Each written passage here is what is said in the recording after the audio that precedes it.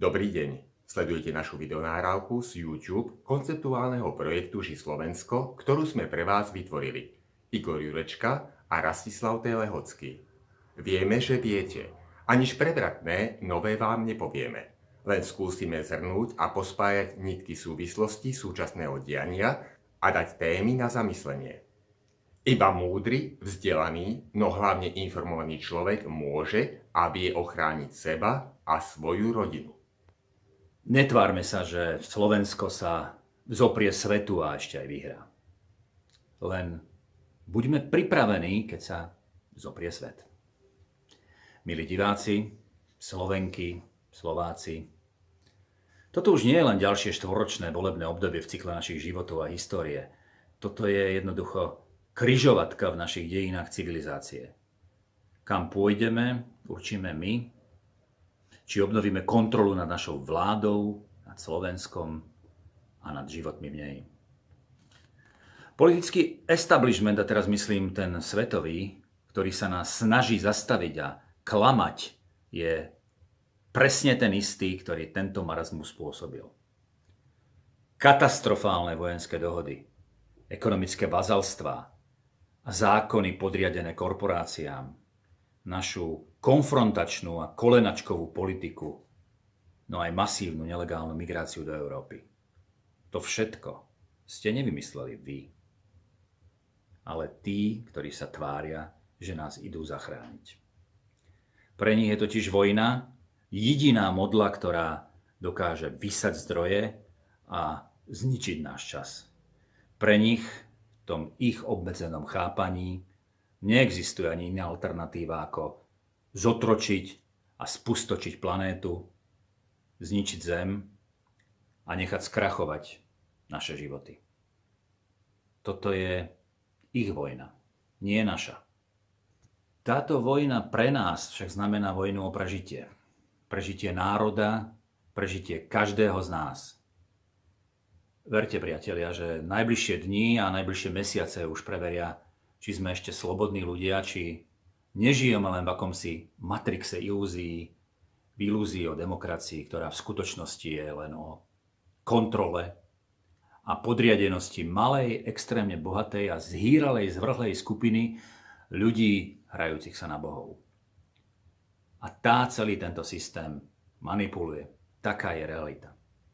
Vy to viete, oni to vedia, ja to viem, celý svet to vie. Udržujú kontrolu, masívne manipulujú médiá na celom svete, mediálne prostriedky kontroly a skoro ich neobmedzené zdroje tohto elitného druhu sú všetkým jasne viditeľné a myslím si, že aj z duše odporné. Sú to nielen mediálne nástroje, ale aj mediálne postupy a medicínske postupy. Každý, kto spochybňuje ich postupy, je pre nich xenofób, rasista, sexista, fašista, popierač pravdy. Tej jedinej pravdy, ktorá je ich. No vidíme, že masa sa prebúdza, že už naozaj ide o holý život.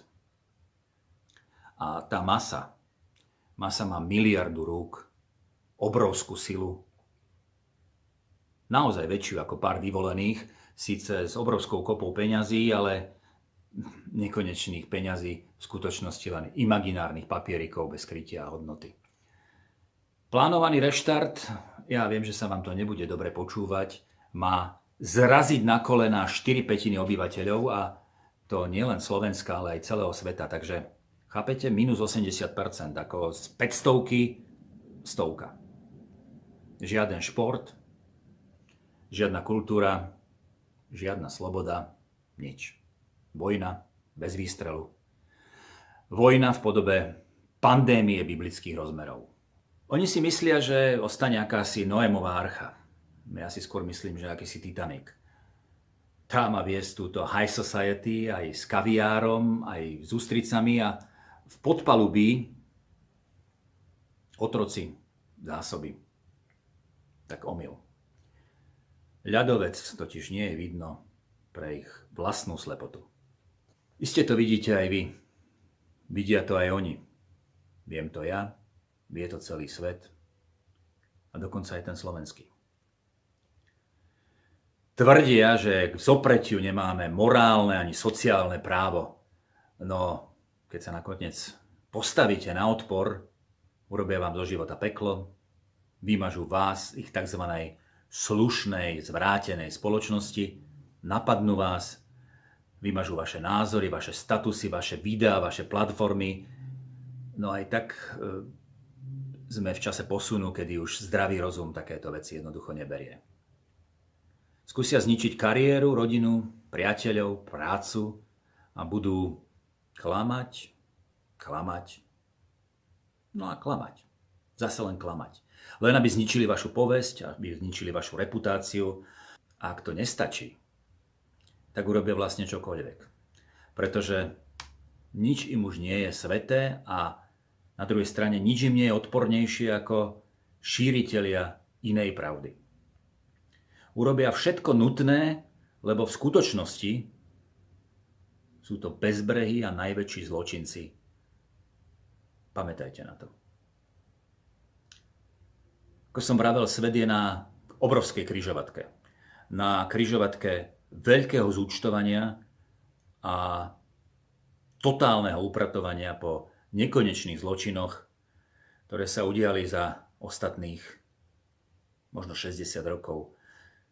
Zločinov na ekonomike, na ekológii, na celom svete. A pritom oni to chcú stihnúť ešte zničiť ešte trochu viac, zviazať vás, okradnúť, kontrolovať. Ale Noémová archa môže neplánovane pristať v Sahare, napríklad. Nie na hore Ararat. A možno rovno v Guantaname.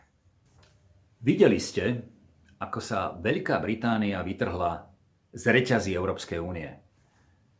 Z reťazí plánovania, integrácie do akéhosi jadra, globalizácie podľa scenárov z Bruselu. Ako Briti odmietli masívnu migráciu do svojej ostrovnej vlasti, ktorá predovšetkým ničila ich suverenitu, ich sociálne väzby a ich pôvodné tradície.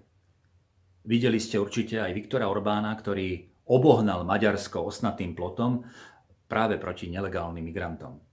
Aby ochránil to svoje, aby ochránil národné a pôvodne aj európske kresťanské tradície. Videli ste aj v Poľsku, ktoré právne odmietlo zvrátenú agendu LGBTI, aby zachovalo normálnosť hodnoty lásky muža a ženy, a právo predovšetkým v prospech jeho vlastných obyvateľov. Takže dámy a páni, podľa mňa je moment zmeny reštartu úplne viditeľný. Putin zachraňuje slovanský svet. Zachraňuje aj mier v Líbii, v Sýrii a teraz aj v historicky dôležitom Arménsku. Trump ten pre smenu zachraňuje šírenie chaosu a bezprávia v uliciach Spojených štátov. Je v obrovskom tlaku a napriek tomu nezakladá vojny a čelí haseniu obrovských štváckých požiarov, do ktorých polienka prihadzujú vojnoštváči. A či sa vám to páči alebo nie, tak centrála dobra aj zla, kam sa naše oči teraz upierajú, je práve dnes v Spojených štátoch. Vidíte to vy? Vidia to oni? Viem to ja, vie to celý svet a dokonca aj ten slovenský. No a ten je rozdelený na globalistických pudlíkov, financovaných Globsekom, Assetom, Gatesom, plných nenávistí voči Donaldovi Trumpovi, voči Vladimirovi Putinovi, voči čínskemu Xi Jinpingovi. A u nás je takýto globalisticko-pudlíkovský charakter jasne reprezentovaný rezidentkou Pionierského paláca Zuzanou Čaputovou, teatrálne platenou zo Sorosových nadácií, ministrom obrany Jaroslavom Naďom, v podstate z tých istých zdrojov, cez vojnoštváčov Klopseku, ktorí sa tu hyenisticky schádzajú, aby rozduchávali ďalšie a ďalšie ohne nových Majdanov a nových revolúcií a nových plánov na ďalšie vyhádzanie nepotrebnej zbraňovej zásoby. Potom možno spomenúť Richarda Sulíka z Liberálneho domu Európskej únie, partnera úzkeho jadra tzv. Pronemeckej lobby, to je tiež jasne viditeľné. A o ďalších slovenských náhodách a omyloch v čase globálnej vojny, teda o menách premiéra alebo predsedu parlamentu, o tom ani netreba hovoriť, pretože tu ide len o omyly v čase, kedy sa proste dočasne a bez opodstatnenia dostali bez geopolitického krytia do vedenia takíto jedinci. Takže je viac než isté, že po znovu zvolení Trumpa v Spojených štátoch bude aj náš kurz zmeny konečne veľmi viditeľný. Ak teda analyzujem a hľadám reálne možnosti pre antikrízovú a poreštartovú zmenu, tak vám aj nám musím pripomenúť 3. máj 2019 a dátum 7. júna 2019, dva dátumy a dve cesty, 33 dní od seba, cesty veľmi rýchle a veľmi zvláštne v roku 2019, v podstate tesne pred voľbami a tesne pred našimi pandemickými zmenami. Toto sú dátumy a cesty do Petrohradu za Vladimírom Putinom a do Washingtonu za Donaldom Trumpom. Toto sú cesty Petra Pellegriniho. A teraz sa naozaj nemusíte stotožniť s jeho výberom svetovými elitami do čela Slovenskej republiky, ale je to on, kto je vybraný viesť túto našu krajinu po reštarte. Ak sa celý svet nezblázni a globalisti, liberálni fašisti nedokážu lockdownovať celý svet do úplnej tmy a vrhnúť ho do minulosti, ale naopak tá naša občianska masa sveta im dokáže strhnúť satanskú masku z ich chorých hlav, chystajúcich nás do nepredstaviteľného temna, tak jednoducho musíme byť zmierení a musíme byť aj pripravení, aby sme dokázali veci meniť a temnu dokázali zabrániť. Vidíte to vy, vidia to oni, vidím to aj ja, vidí to celý svet, vidí to aj ten slovenský svet. V pozadí tej úplne najskorumpovanejšej politickej moci je globalistická elita, ktorá pracuje proti prevahe obyčajných pracujúcich ľudí.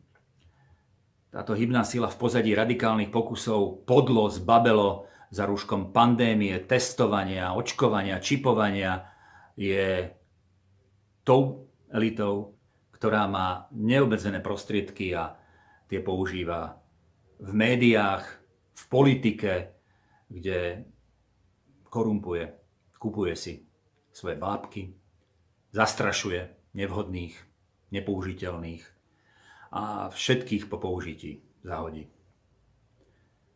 Ich predstava o fungovaní sveta je tak amorálna a tak nepredstaviteľná, že hovoriť o tom je sexizmus, rasizmus, xenofóbia a ja neviem čo všetko. Ale možno sa aj trošku obávate, lebo takéto scenáre o zmene v čele našej domácej politiky, ale aj v čele globálnych elít môžu vyvolať otázniky, že či naozaj sú títo ľudia len mierotvorcovia, len ľudia, ktorí chcú pomôcť národu a väčšine, alebo či nie sú len skrytými globalistami. Áno, najlepšie by bolo, keby všetci občania vo všetkých štátoch povstali a keby politiku raz a navždy zrušili. Keby sme mali priamu demokraciu a do všetkého mohli nahliadnúť a o všetkom rozhodovať, iste by nikto nechcel konflikty, isto nikto by nechcel ani ovládať a manipulovať a už vôbec nie vojny. Neviem si predstaviť, že by niekto vypísal referendum, kde by bola otázka, či ideme vyrabovať nejaký štát, alebo či ideme odovzdať našu suverenitu. Keby bolo na občanoch, tak verím tomu, že by riešili sa len bežné problémy každodenného života a nikto by neriešil nejaké podvody a pseudoproblémy. Ideálny stav by bolo, keby v parlamente sedeli len jednotliví poslanci podľa okresov a žiadne organizované oligarchicko-finančné skupiny ako teraz a jediné vlastne, čo by do parlamentu títo zástupcovia okresov priniesli, by bolo to, čo by im odsúhlasili ľudia, ale takto zatiaľ ešte nedokážeme rozmýšľať, nedokážeme žiť, pretože ideál stavu, kedy by žili vo všetkých štátoch ľudia, ktorí by sami rozhodovali o svojich veciach, tak by prestalo byť ohrozenie vojnami, neboli by, pretože tých, čo chcú vojnu, vždy bude veľmi, veľmi, veľmi málo. No tak vám pred záverom poviem ešte jeden taký jednoduchý ľudský príbeh, taký príbeh starého otca, taký symbolický, vinársky príbeh o tom, ako každé ráno ten starý otec vstal a vyšiel do toho obrovského vinohradu, kde okopal svoj korienok motičkou a posunul sa ďalej k ďalšiemu korienku a ďalší korienok, aby rodil, otrhal od buriny, okopal, ostrihal, posunul sa ďalej a napriek tomu, že ráno záhmly ani nevidel vrch toho kopca, pretože sa na ňom gulatila zem, tak bol presvedčený, že na konci riadku sa otočí a pôjde ďalej. Keď vyšiel hore, tak v polke dňa, tak videl už koniec toho vinohradu a išiel ďalej a vedel, že mu to prinesie úžitok. Nie dnes, ale za týždeň, za mesiac, za pol roka. Keď pozbiera úrodu a pokope všetky riadky obrovského vinohradu. To je tá naša cesta, to je tá naša filozofia, to je ten náš cieľ, to je tá naša perspektíva. Že aj keď nevidíte ďalej ako od vlastného koreňa k tomu koreňu vedľajšiemu, keď nevidíte na horizont kopca a na konci kopca zbadáte koniec, čo je nový začiatok, lebo môžete začať od začiatku a kopať ďalší koreň a pripravovať ďalšiu úrodu, tak bez tohto pochopenia, ako sa plánujú veci v geopolitickom svete, ste neinformovaní občania, ktorí pôjdete na testy, ktorí pôjdete na očkovanie, ktorí pôjdete na čipovanie. Takže priatelia, miera lásku do vašich príbytkov a pravdu do vašich duší. Pán Boh s nami.